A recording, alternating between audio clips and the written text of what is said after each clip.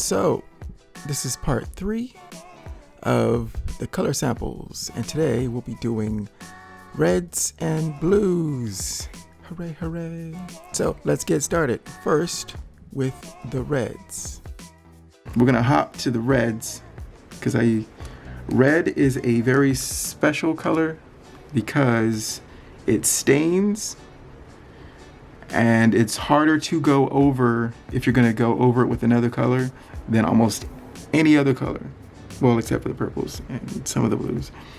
But this one stains heavily. So I try to use these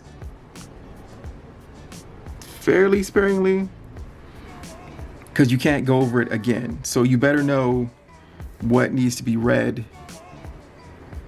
But you know, you can always change, but it's harder. It's harder to do that. So I have Venetian red. This is a really nice red. It's a rusty red, and I like that. Then I have alizarin crimson, which is the premier red for me.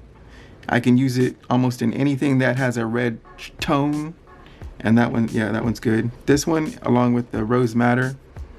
If you start with this and then cover it with this, it's perfect. So that's what I do. I have Pyrylene, what is it? Pyrylene maroon. We'll just call it maroon. This is this, but I'm almost done with that. This is a darker shade. I use this for the shadows of a red. So I can build up, start with this, then cover with if I want to go deeper with the red, a few layers of this, and then to do the shadows, I would go into that.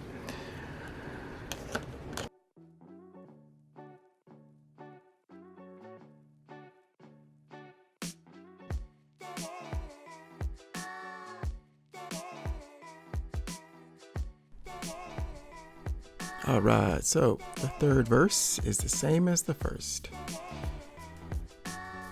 We're gonna do the top circle with a 1 layer wash, well, a 1 layer, and then the center circle will be a wash of all the colors. So the center will be a wash of all the reds. And the bottom blocks will be 3 layers of each individual color, just to see how that builds up.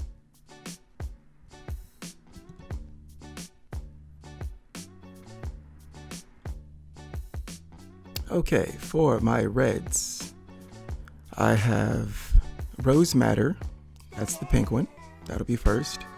Second will be alizarin crimson, which is my base red. I love to use that one as a starting point. Third is Venetian red, which is a nice rusty red. Beautiful color. And last is Pyrylene maroon for my darks. Let's paint.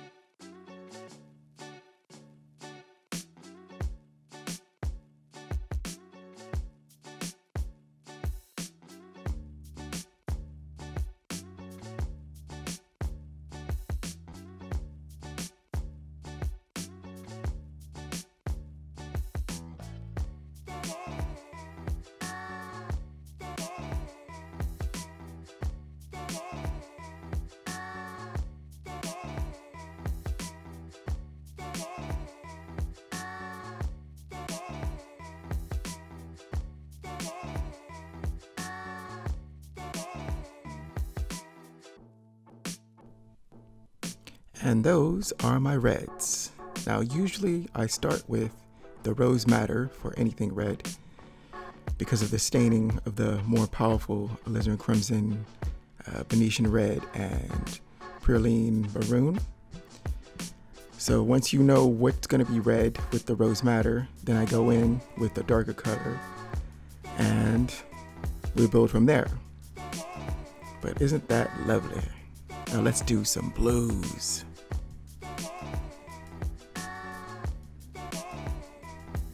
We are going to go into the blues now. Blue is my favorite color. And if you want to do seas, shadows, blue is a very versatile color. And I usually start, if I'm going to do a blue shade, with a cerulean. And this is cerulean blue red shade. I use this a lot for like a base blue color. And cobalt blue, I use these two a lot together. But yeah, cobalt blue, it's another good one. I have two ultramarines. I have a French ultramarine and then ultramarine green shade. I'd say I use this one the most. I just bought this one to, complement ultramarines. So I use these two a lot together, but I usually start with this one because it was one of my earlier ones.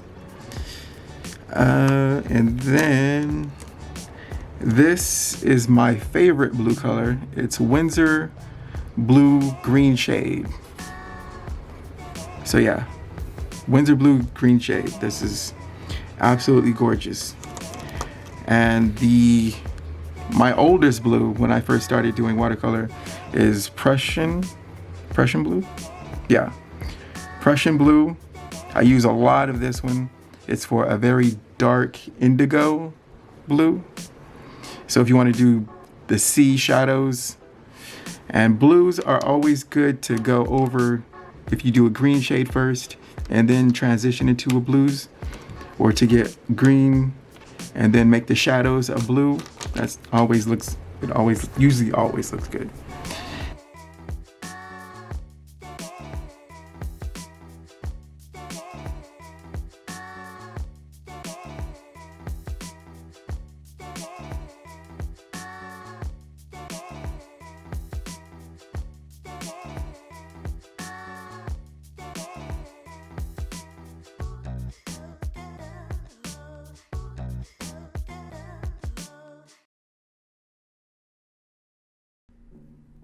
All right, by now you know how this goes.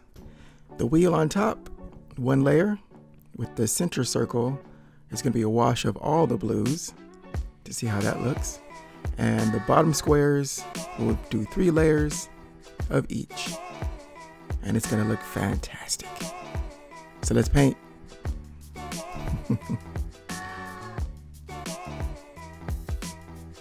For my blue colors, I have cerulean blue for clouds and light stuff, cobalt, which I often use with cerulean.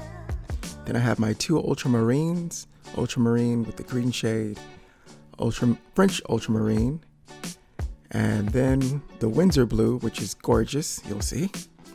And last, the Prussian, which is for the dark indigo, like blues. Let's do it. Blue, blue, blue.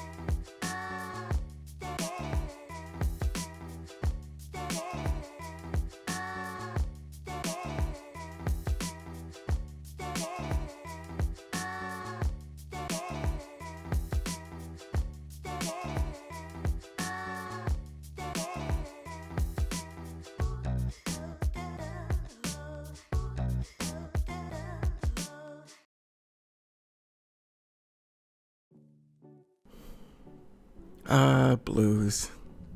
I don't know why it's my favorite color. I used to live by the ocean and stare out at the clouds. Maybe that's why. I don't know. But it's a lovely color. Lovely, lovely.